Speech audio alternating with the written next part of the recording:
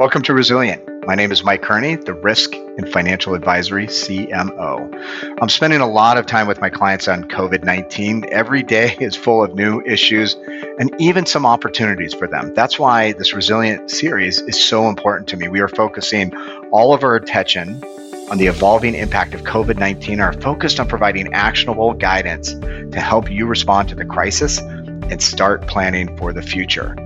The pandemic is changing how and where we work. And top of mind for many is how those in charge of finance are leading an unprecedented task, closing the quarter and reporting financial results with a completely virtual team, something really that has never been done. How can companies transform and innovate in light of the new way of working? Today, we are lucky to have two Deloitte leaders who spent their entire career in this area. Tom Topin, Managing Director who leads Deloitte's Center for Controllership, Finance Transformation Efforts, and Julie Vallejo, a principal who helps clients transform their accounting and control environment through digital technologies.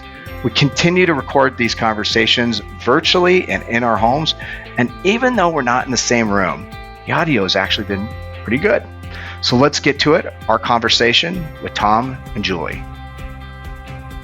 So we have begun all of our interviews recently with asking a question of our guests, and that's how they are managing their well-being. Obviously, the world has turned upside down over the last 4 weeks, and taking care of oneself is critically important to being productive. So, Julie and Tom, I'd love just to start off with, how are you managing your well-being? And Julie, I will start with you. Yeah, sure. It's a really good and relevant question. One thing that I had kind of had going before the events of the last couple of weeks happened was I'd registered for a half marathon here in Charlotte. It was scheduled for the Sunday after next, and as you might expect, it's been canceled. But I was pretty far into my training, so I decided, race or no race, let's keep going with that. So I still do my early morning runs, and really, I think it kind of sets the tone for me for the day because I know I end up sitting a lot during the day. So feels good to get started that way. Hey, Tom, how about you? Yeah, great question. Like a lot of people, I travel a significant amount. Airports, hotels, restaurants, it seems to be every week, right? And so a new routine has come into play now, which is pretty nice, and I'm enjoying it. It's the ability to have dinner at night with my family as a whole unit, college student and middle schooler, and something we've typically just been able to enjoy on the weekends when everyone's home. And then the one thing I would say is that our family has improved our basketball skills quite a bit. The games are getting a little more intense as the weeks go on here. So I think we might have to get some refs soon. Probably a few technical fouls could be called to just manage and control the game a little bit more. It's funny because I believe in silver linings. And for me, I've got 3 kids, but I've got an 18-year-old daughter that's going to be going off to college. And I think I've spent more time with her in the last month with those families' dinners that you're talking about, Tom, than I probably have in the last 2 years. So it's pretty cool. But let's get down to serious business now. So, Julie, I'm going to start out with you. We are different counts, but at least 3 or 4 weeks into the COVID-19 crisis. And I think it's actually interesting because when you reflect on finance and accounting professionals, they typically don't work at home, but now they have to. So the question I have for you is, how are you seeing organizations change their financial close process? Yeah, it's a very timely question because a lot of our clients and companies are going through their first close as we speak. Many have even completed their first close in a virtual environment right now. So very top of mind for how that's going to work, what it looks like. And really, first and foremost is how do you just get the work done? A lot of the work remains the same, but just what do we need to do to, if you didn't already have that structure of working from home, how do you get organized? How do you communicate on who does what and when? So a lot of what we're starting to see is clients setting up a virtual team to oversee the close, and they sometimes refer to it as a virtual command center. It's really specific people that are dedicated to facilitating that collaboration and just managing task execution, broader activities, even starting to think through things of how do we make sure everybody has the right access and can get to the data that they need to perform their responsibilities, and really just making sure that those are getting done. In some cases, right, there's even a reprioritization of some of those activities. Things like accounting judgments on maybe possibly some impairments or disclosures might be changing. And so some of those are shifting up in the close schedule, just so that you can spend a little bit more time on those and have discussions with external auditors as well. Really having that command center and that organization is super helpful too when you think about all the things that we are all juggling, both Yeah. professionally and personally. On one end of the spectrum, I've talked to clients who may have mature accounting departments, right, where individuals don't have those young kids at home. They have adult or college age children, and others may have employees who may be ill themselves, or have younger children to take care of. So that can really impact when you're able to work. And so communication and really backups are critical in those cases. And are you finding, or maybe the better way to ask it is, who are you finding is running these virtual command centers? It sounds like kind of a finance PMO, but is there a typical person that's usually taken the helm at that? Yeah, generally speaking, it's someone within the controller's organization, usually a director of some sort or manager Yep. that's doing exactly that. PMO is a great way to put it. So, Julie, what about success stories? Yeah, the first thing that comes to mind is a client who was already leveraging tools that allow that collaboration, right? And any sort of collaboration tool you can think of, right, to allow that coordination. So people that were already doing that had a little bit of a smoother go over the last week or so. We made it through this first close, but it was very inefficient. Right. And so it's a great challenge. Right. And I think a lot of that remains to be seen, whether is this really the new normal, or will it land somewhere in between what we were used to previously, say a month or two ago, and what it looks like now. And the answer is probably somewhere in between. Somewhere in between. I mean, that is, I think, the $1 million question in all facets of business is we've totally changed how we work. And then what's going to happen when we go back to quote unquote normal? I'm fascinated to see how it's going to pan out. But Tom, I got a question for you, and that is obviously technology is going to have a big impact. But so what are you seeing with regard to the types of technologies that companies are using to address some of these issues and opportunities that Julie just talked about? Mike, there's probably kind of three key areas when we think about technology and enablement by technology that really fit together in this new world of virtual, right? And the first is the ability to collaborate and communicate with teams.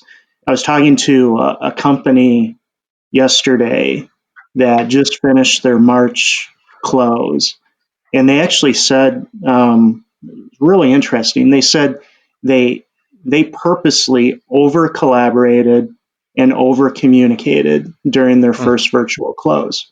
And when we asked, like, okay, did people think it was too much collaboration and communication? And they actually said no. People, the individuals on the finance and accounting team really embraced it. The key is going to be really about finding that right level of collaboration, and the right level of involvement. The one thing they did, they started to take away some of the work. I'll call it the non-close work from their people. Maybe they were special projects that they were working on, et cetera, so they could solely focus on the close during that period of time. So what's going to be the trick is then how do you start to weave that normal work or that extra work that everyone is doing back into the normal now? So it's going to be kind of interesting to see how that happens. Hey, Tom, I've got a question because you've raised something interesting that I've seen in different areas, and I want to see if this is true here. And that is, you indicated that finance and accounting groups are collaborating a lot, obviously, through this time, and maybe even orchestrating it so that they have to. I wonder though if it actually has resulted in more collaboration because you're working differently. And what I mean by that is if you're in, your physical office space, you may tend to call people or send emails where maybe through some of these collaboration tools, you're engaging and collaborating in a way that you may have not been doing kind of in the traditional environment. Have you seen that? Yeah, I think so. Not only in the work that we do every day, but hearing it from companies Yeah. and clients we're talking to as well, is that these norms of hiding behind hiding at your desk or your cube Right. and things like that. I think that's all gone away now. You've got your collaboration tool set up, whatever it may be. You've got the kids and the dogs in the background, and people are just now comfortable with that. And I think you're going to see really a lot of benefits from it, that people are banding together more. I think there's a personal development element to this that is probably something that needs to be considered as well. Yeah. As people are remote, and how do you accomplish that personal development of individuals, in a remote setting? Tom, you talked about the three technologies. You've hit on the collaboration tools. What are the other Yeah. two? So a couple other areas that have come up as challenges has been around just access to systems and data. The volume of people needing to access corporate systems to enable the close and to get their work done. They're running into VPN capacity issues, user permissions, and just general bandwidth problems because everyone's online right now. So a lot of companies, certainly as part of their business resiliency, stress tested this a bit, perhaps not to this extent, however. Right. What about the third technology? Is there one The other third, that you want to profile? Yeah. yeah. So the third was really critical around just having uh, visibility into your close calendar, to your close schedule. So Mm, a lot of organizations certainly have close calendars that they manage through different means, but being able to have access to that remotely is critical. So team members need to be able to collaborate and access some type of closed schedule, closed management, that the organization has in place. So we're seeing a lot of companies that have cloud-based close automation and closed task management solutions already in their environment, or that they're seeking those out that will allow them to more effectively manage, govern, and perform the close. So let me pivot to Julie. Julie, I'm a former auditor. I've done a lot of internal control work, and I know that controls are fairly important to reliable financial statements. And I'm guessing that in this new virtual environment, certain controls probably can't be executed. Others may need to be modified. And I'm just curious, what type of challenges and changes are we seeing companies consider, especially when they're starting to think about assessing the impact to internal controls over financial reporting? Obviously, an important part of the audit opinion that's ultimately rendered every year. Yeah, and no matter how long ago you did work, it's still very relevant. So it I never haven't goes forgotten away. it. Yes. But yeah, when you think about challenges related to ICFR specifically, just a few things, right, that we're starting to think about and people are starting to think about as they go through close and continue through their fiscal year. first looking at scoping and their risk assessment, right? Because that's the basis for really the focus of your work.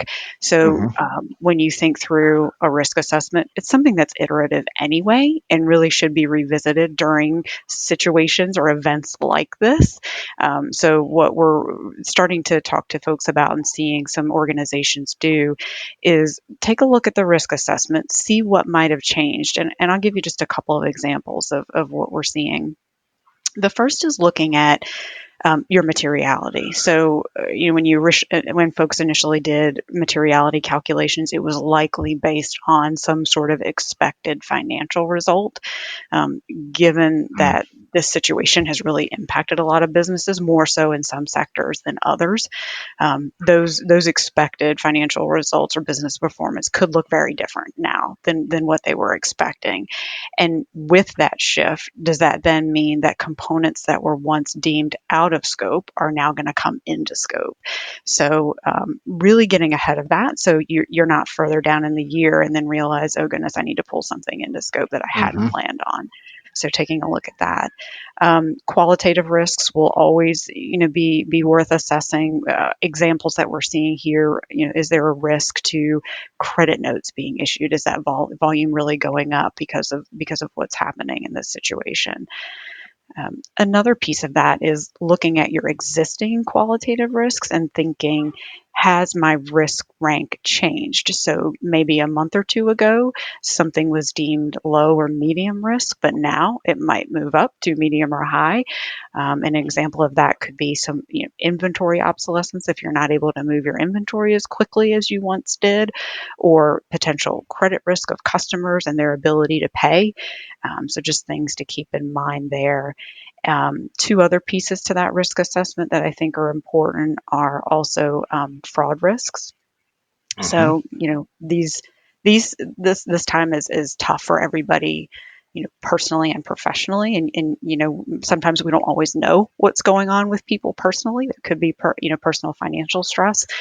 And so when you think about that in the context of different fraud scenarios, right, it's important to keep that in mind from a segregation of duties perspective and delegation of authority, because even though you may not be working in the same building or next to each other, that still needs to be in place, right? Those Absolutely. components are critical. Yeah. And then last is just focusing on some highly impacted processes that it really make a lot of sense when you think about what's really changing here as a result: revenue, cash, payroll, supply chain, and then any sort of accounting and disclosure type controls. So that's when you think about risk assessment and how you want to frame what to look at for ICFR, that's a really good starting point. Are you actually finding that certain controls are no longer operable, I guess, if you will, or that you can't actually execute them after you go through that risk assessment process? I'm just wondering, like in this new virtual environment, if the virtual nature of work actually changes how controls operate. Obviously, maybe not application type controls, but more manual type. Absolutely, you hit the nail on the head. The manual controls, or in a lot of cases, it's the management review controls, which are pretty Mm-hmm. critical and more manual than automated. So we actually had a conversation last week. It was on one of our debriefs, and so it made me start thinking that companies will be dealing with this in many different ways, and so what's had to happen in short order is, if you are doing things that are manual, that are on paper, that require those wet signatures, you've got to change the process, and right, it has to move quickly. So for the manual review controls and things like that, it is important to really make sure that what you did before, which could be having a conversation in a month-end meeting with your team, right, it will look different. And how do I Will look different. document that exactly, and getting to And that I think, documentation? and I think your point, though, going back to your original answer, it's almost where to start. I heard a couple things. One, you got to start with your risk assessment. You probably got to double down on your fraud risk assessment. Yeah. And then you probably need to look really closely, like you said, at those highly impacted processes. Did I get that right? Did I remember right, Julie? Am I doing a good job on my controls? Yeah, all that you did great, and take a look at those manual controls. That's right. Anything else from a control perspective? Like if you're a Yeah. controller sitting on the other end listening to this, and they're like, oh, this is like really hard, and I'm thinking about controls. Other areas that are impacted, other advice that you may have? Yeah, a great point.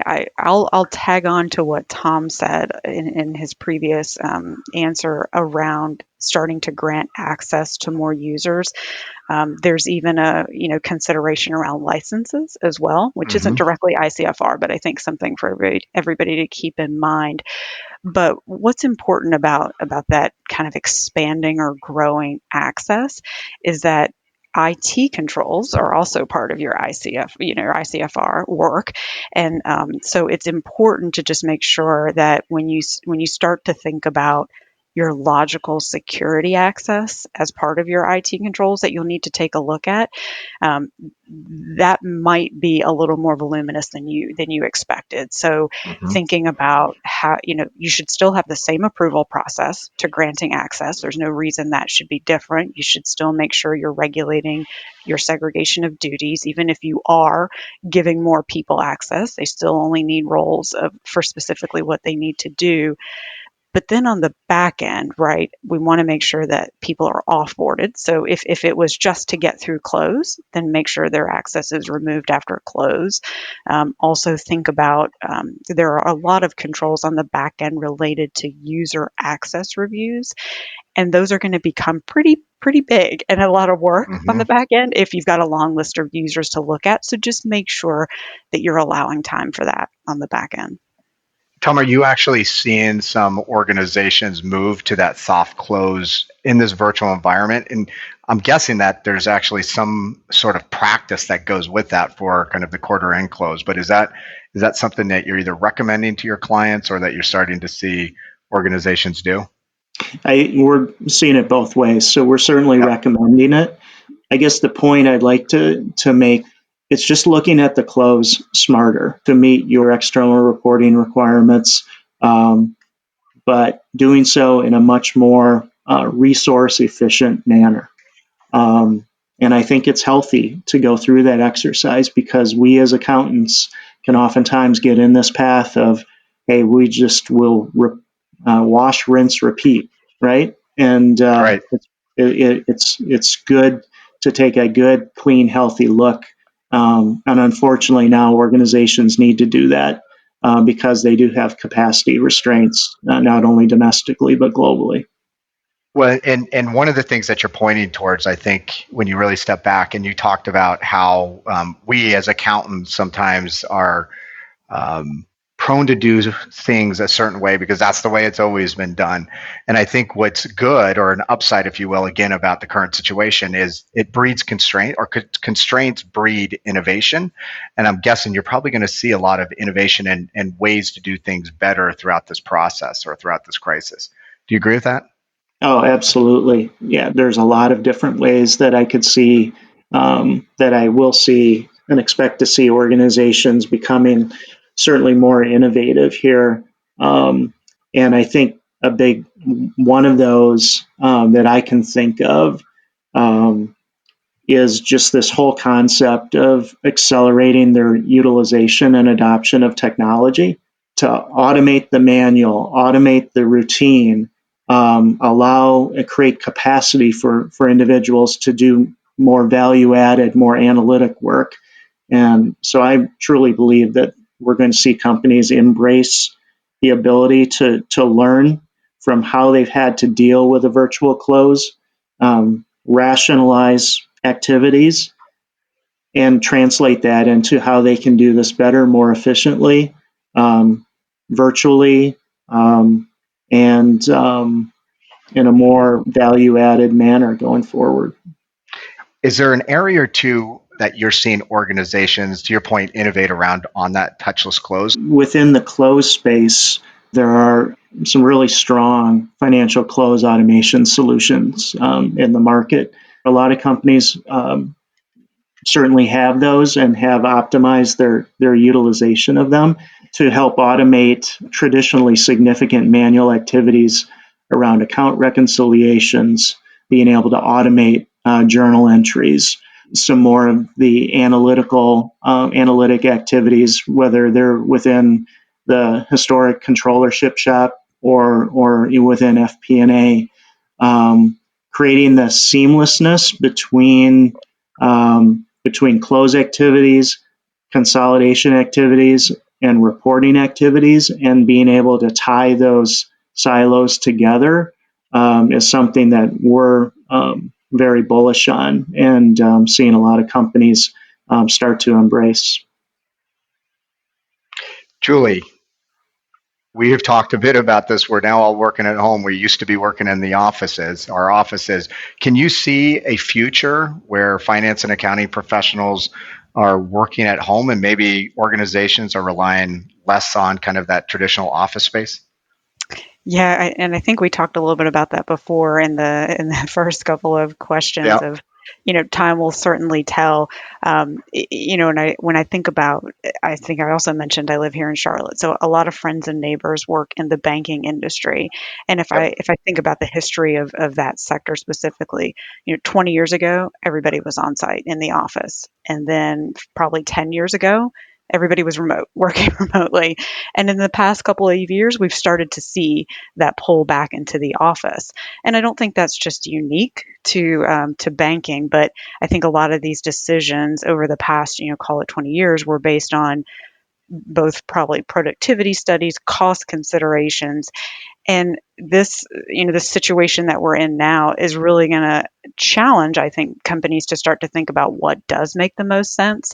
And if I can offer that flexibility to some of my employees, but then also still achieve what we need to achieve because now we're smarter about how to work virtually, we're smarter about the tools that we can use, there absolutely will be a business case for continuing to work remotely in some cases, in some industries specifically. Do you think there's certain areas that maybe are more prone to kind of a virtual work environment within finance and accounting, maybe some that would be more difficult and maybe need more thought and innovation to make it happen? Yeah, that's a good question. Things that are very routine. Tom mentioned bank reconciliation. There's not largely not a reason to be in person for things like that. Where it kind of gets to some of the effort around the manual activities or reviews, or more judgmental areas. That's where you really have the need to collaborate and potentially be one on one, or where finance and accounting is really partnering with the business outside of finance and accounting. A lot of our clients in finance and accounting talk about wanting to be a better business partner and be more strategic and be a catalyst to the business. And so building those relationships is generally better in person. And I think things like that will prove to be more effective back in the office. So, Tom, let me go back to you earlier. Tom, you had talked about technology being very important to this virtual working environment. You talked about using tools to collaborate. You talked about some of the challenges and needs in accessing systems and data, and then also visibility into the closed schedule. And I would argue that the sophistication of clients from a technology perspective in those three areas probably runs the gamut, right? Do you have any advice for, and you could pick any one of the three, but do you have any advice for organizations that may be a bit less tech savvy, meaning like, maybe ones that haven't gotten the whole collaboration virtually down, or maybe don't do everything you had talked about from a virtual close schedule? What advice would you have for them, Tom? Yeah, Julie mentioned a couple things I think hit square on this question, Mike. She talked about the virtual command center, and I'm a big space program nut. Yeah. And when I think about the command center, I think about all the people sitting in the control room. They've each got their own computer, their own laptop. There's a chain of command in place. Everyone has their own specific responsibility, but everyone worked together, right? And so this command center focused on managing the execution, managing the resource capacity constraints, managing the issues that come up during the close is something that organizations certainly could do without needing to have a full collaboration capability in place, right? Having that construct and that structure in place, I think, just gives it breeds the ability to manage the effort and manage the project. There's a lot to do with existing technology within companies' platforms today, right? So and a lot of times I put the internal controls lens on this, but it applies more broadly to whatever ERP you're using today. There are probably ways within a process where you could leverage functionality within the ERP that might not be enabled today. So, rather than go out and spend money and feel like you have to have this large scale effort to transform, start with what you have, right? And it's a more cost conscious approach. It's also just taking full advantage of the tools in your toolbox today. That was a perfect tee up for my last question. What's the one thing that you're most excited about for the future in this whole finance virtual close arena? Tom, I'll start with you. Controllership organizations are constantly under the pressure of being able to provide more value to the rest of the organization and be a true and valued business partner to the organization by being able to rationalize the redundant, to make processes more efficient, to give their resources stronger opportunities to grow and succeed, and by making the close and enabling the close to be more touchless. I think the value quotient that controllership organizations are going to see is going to be tremendous going forward. Julie, what are you excited about? Other than running your half marathon, but beyond that. Most excited about learning how to best position my camera on my laptop. Yeah, exactly. But since internal controls are near and dear to my heart, I'm most excited about companies realizing, accounting and finance functions realizing that not only can more be automated with their controls, but how they test them can also be automated too. And I think it's exciting that this is, while the situation is not what we had hoped for, right? We can take something positive away from it, and a lot of that is driving more towards that automation.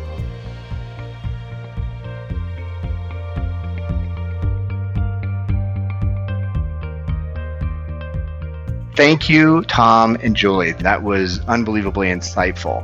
This is our 7th set of interviews in 3 weeks. That's just mind-boggling to me. But we will continue to share our insights across every angle of COVID-19 until we've exhausted everything. I begin to ask the question at the outset of these interviews as to what our guests are doing to take care of themselves. I'm asking it because it is so vitally important that we take care of ourselves during this very challenging time. For me, I'm getting up early, working out, and even meditating, and at the end of the day, having dinner with my family. So I guess you could say there are some silver linings associated with this crisis.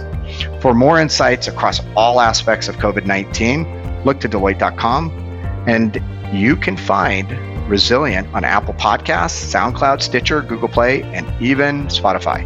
If you have any stories that you'd like to hear more about, suggest them at Deloitte.com on our Resilient page. And until next time, stay safe and remain resilient.